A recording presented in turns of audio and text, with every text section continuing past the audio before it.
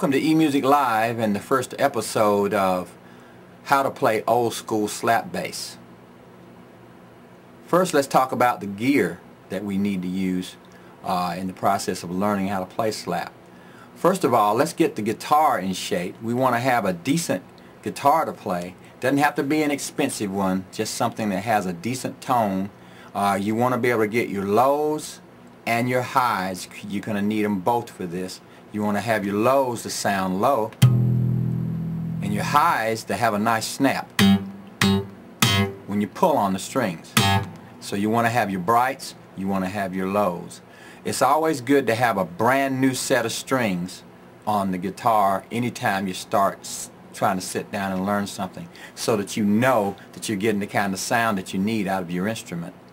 I'm using a Fender Precision bass for this. I usually use this bass a lot because it feels got a nice feel to it. I'm kind of impartial to Fender Precision. I do have a Music Man bass that actually has a better tone than this as far as slapping is concerned, in my opinion. But I just like the feel of this bass a little bit better. So I play both of them, but I kind of wound up with this one in my hands a lot because it feels real good. Its setup is real good on it. I've got a set of vintage pickup, USA vintage pickups in it. So it has a good tone, nice clarity and everything. I prefer a 4-string bass when I'm slapping over a 5-string bass, simply because when I play the low string or the E string, I like to come down on the string like that sometimes, and that tends to a 5-string bass tends to interfere with that. Let me show you what I mean. I've got a 5-string here, and see, I've got this B string on top. So when I try to come down, sometimes I'll hit that string. Now 5-string players, they get used to this and they manage to find a way to dodge that string, but I have a little bit of a problem with that, so I generally play the 4-string bass. 6-string basses are fine also if you can get around that problem I was telling you about with the E string or the low B string on the 5-string or 6-string bass. 4-string bass is going to be tuned to E, A, D, G, standard tuning for all of the examples that we do. So first of all, we want to get a nice low sound on the low string and nice brights on the high string. We want to emphasize that. A good amplifier is essential. You don't have to have anything big, you don't have to have anything elaborate, just a good basic amplifier, especially for practice, that produces nice lows and nice highs. With a practice amp, it's a good idea to use something with at least a 12-inch speaker so you can get some decent lows. Anything smaller than 12-inch, it's kind of hard to get the lows you need for this. Now, first of all, let's talk about how we're going to attack the strings and some of the uses of the hand on the right hand.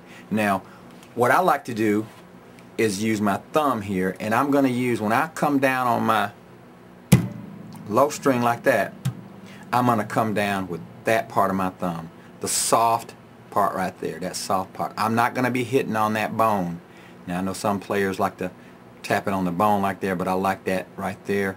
Doesn't give me, see, I don't have any calluses or anything like that, and I do this quite a bit, but it's a nice cushion there and gives you a nice low tone when you come down on the string.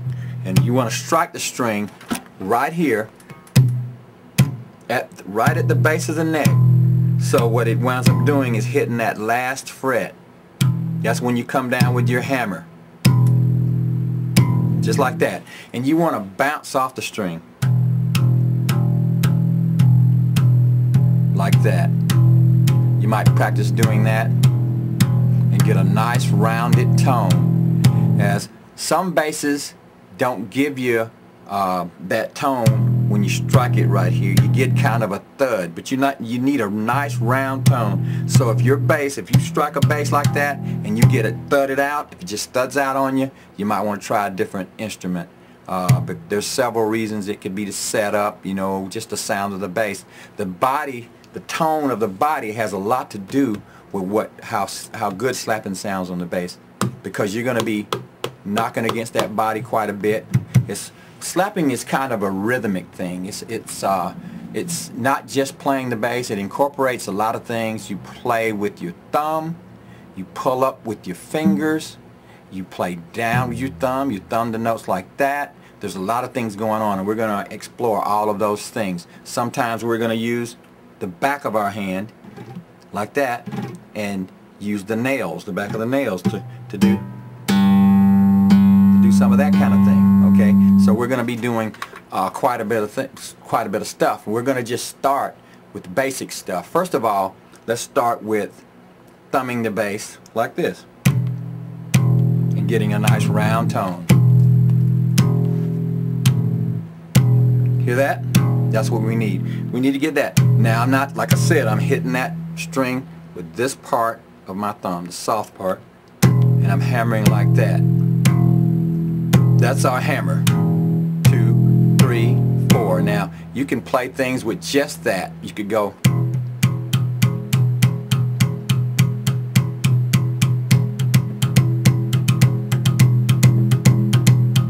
Now you want to get used to a 1, 2, 3, 4 rhythm. You're going to be using that a lot. Now what I'm doing with this hand is muting the string. I've got my hand laying up against the string, just barely touching it, and when I strike the string, I can control how long the string sustains by just doing that. That's straight ahead. If I open it up, close it up. Open it up, close it up. Just like that.